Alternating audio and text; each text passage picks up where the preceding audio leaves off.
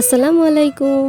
Hey everyone, welcome back to my channel. আজ আমি আবারও একটা নতুন ভিডিও নিয়ে চলে এসেছি।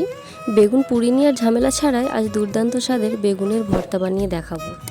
একটু অন্যরকমভাবেই বানাবো আর তাতে করে অসাধারণ স্বাদের হবে। তো ভিডিওটা স্কিপ না করে শেষ পর্যন্ত দেখতে থাকুন।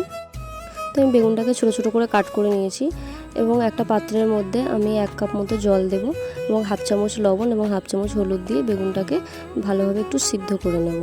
তারপর আমি কড়াইয়ের মধ্যে পরিমাণ মতো তেল নিয়ে নিয়েছি এবং তেলের মধ্যে আমি কাঁচা জিরে দিয়ে ফোড়ন দেব। তারপর একটু নাড়াচাড়া করে নিয়ে আমি রসুনের কুচি দিয়ে দেবো এবং একটু নাড়াচাড়া করে নেব। তারপর আমার কুচি করে রাখা পেঁয়াজগুলো আমি অ্যাড করে দেবো এবং পেঁয়াজটা একটু ফ্রাই করে নেব। তারপর পেঁয়াজগুলো বেশ একটু লাল লাল হয়ে গেলে আমি কুচি করে রাখা টমেটোগুলো অ্যাড করে দেবো। তারপর আমি একটু ভালোভাবে নাড়াচাড়া করে নেওয়ার পর হাফ চামচ মতো লবণ অ্যাড করে দেবো এবং একটু ভালোভাবে নাড়াচাড়া করে নেব। তারপর আমি 1 চামচ মতো আদা রসুন অ্যাড করব।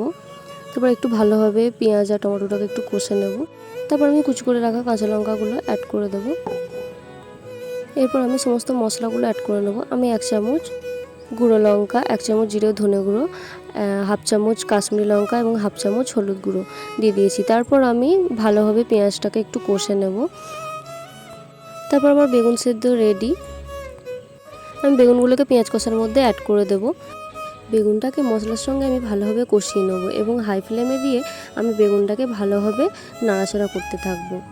তারপর আমি একটু স্বাদ মতো লবণ অ্যাড করে দেবো এবং সামান্য পরিমাণে একটু জল অ্যাড করব এবং ভালোভাবে নাড়াচাড়া করতে থাকবো। তারপর সব শেষে আমি সামান্য পরিমাণে একটু চিনি ওপরে ছড়িয়ে দেবো এবং ভালোভাবে একটু নাড়াচাড়া করে নেব। তো ফাইনালি আমার ভর্তা রেডি একদম সার্ভ করার জন্য।